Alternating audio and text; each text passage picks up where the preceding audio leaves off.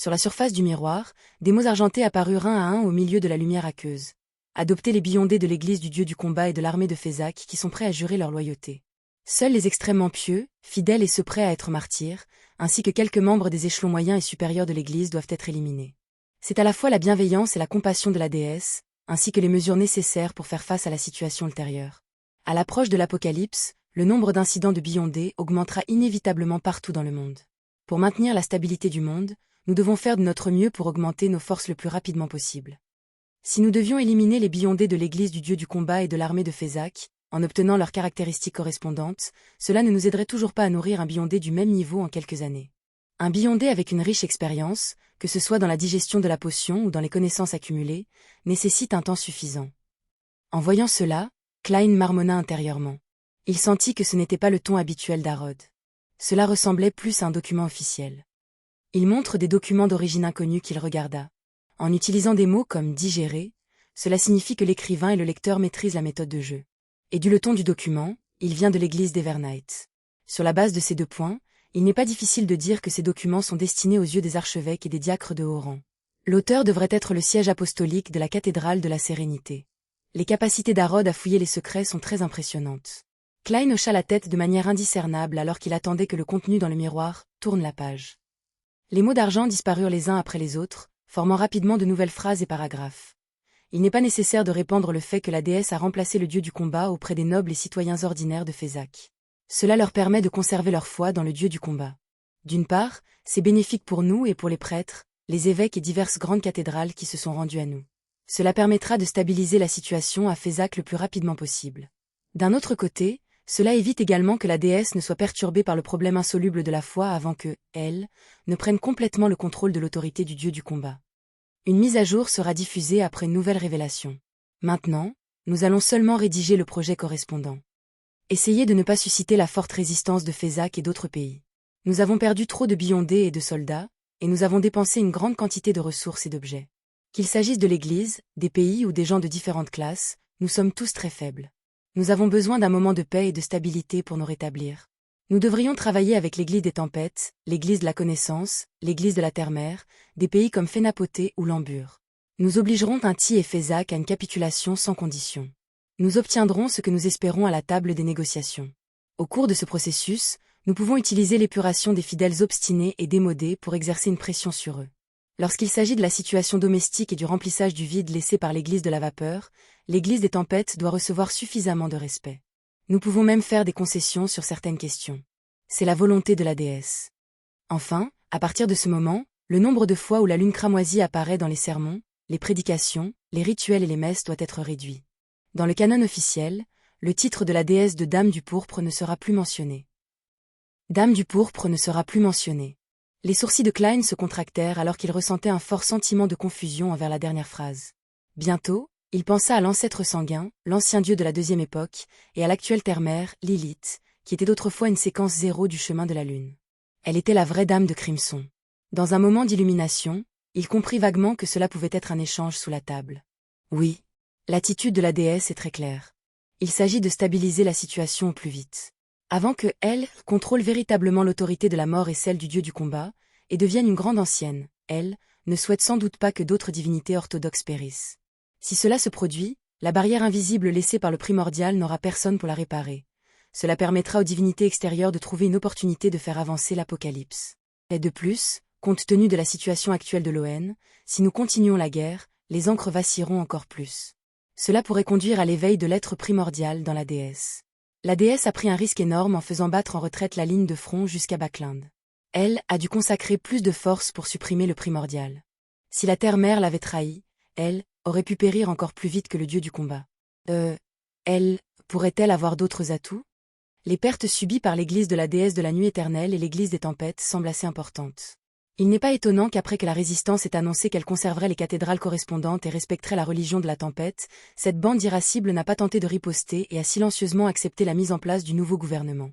Klein marmonna pour lui-même alors qu'il avait une idée approximative de la situation actuelle. Il a posé une troisième question. Si la déesse de la nuit éternelle veut avancer plus loin, est-ce qu'elle a besoin de trouver la rivière des ténèbres éternelles? C'était l'une des 9 séphiros.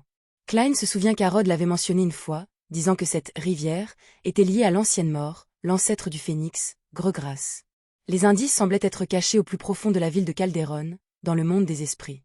Oui, grand maître. Les mots argentés se tordirent et se déformèrent, formant un nouveau texte. La mort à la fin de la 4e époque aurait dû être capable d'utiliser la rivière des ténèbres éternelles. Il a tenté d'utiliser cette séphira pour s'adapter avec force au caractère unique des voix voisines. Puis, il est devenu fou. C'est donc comme ça que la mort est devenue folle à l'époque. Je le savais.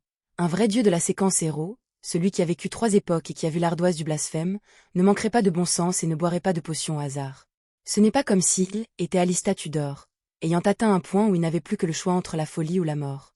Il n'est pas étonnant que la mort ait défié les 7 divinités fracturées avec juste une démonesse primordiale. À l'époque, il équivalait à la moitié d'un grand ancien. Oui, Monsieur Azik possédait un accessoire phénix doré qui venait de la mort. Klein a accroché certaines choses. Soudain, il poussa intérieurement une exclamation. Il soupçonnait que le prix de tant de dons était la rivière des ténèbres éternelles. Tout comme la façon dont le vrai créateur l'avait toléré à plusieurs reprises afin de le forcer à entrer dans la résidence du roi géant pour obtenir la première tablette du blasphème. En tant que propriétaire du château de Séphira, il était probablement le seul beyondé de séquence relativement élevé capable de résister à la corruption des autres séphiros. Bien sûr, la déesse de la nuit éternelle pourrait également attendre jusqu'à une dizaine d'années. Après que la volonté du primordial se soit encore évanouie, elle pourrait personnellement la récupérer. Cependant, de cette façon, Klein n'était pas sûr si elle pourrait terminer le rituel avant que l'apocalypse ne se produise. Il se ressaisit et posa la 4e question. Où puis-je obtenir la formule de potion pour l'accompagnateur des mystères? Harrod a réassemblé les mots d'argent dans un tout nouveau contenu. Aratul, première ardoise du blasphème, deuxième ardoise du blasphème, la carte du blasphème, le fou, l'unicité du fou qui est devenu une créature mythique.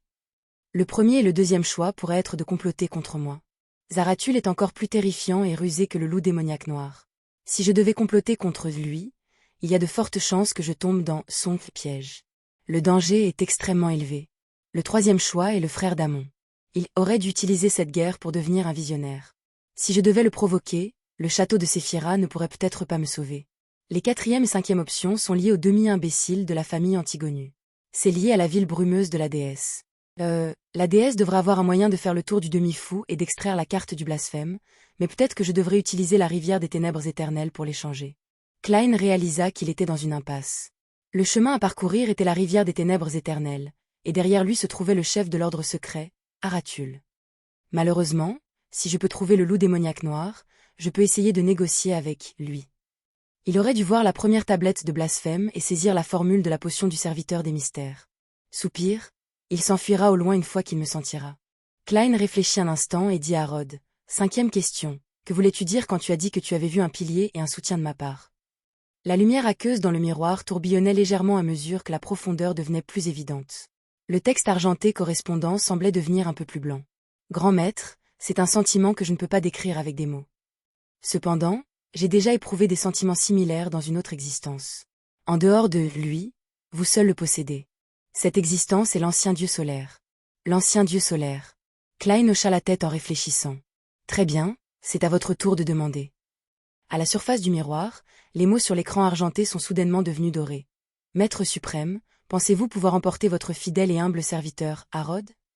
Maître suprême, pensez-vous pouvoir emmener votre fidèle et humble serviteur, Harrod? Cette question est apparue 5 fois de suite, couvrant complètement la surface du miroir. Devenu un ange, Klein ne craignait plus Harrod.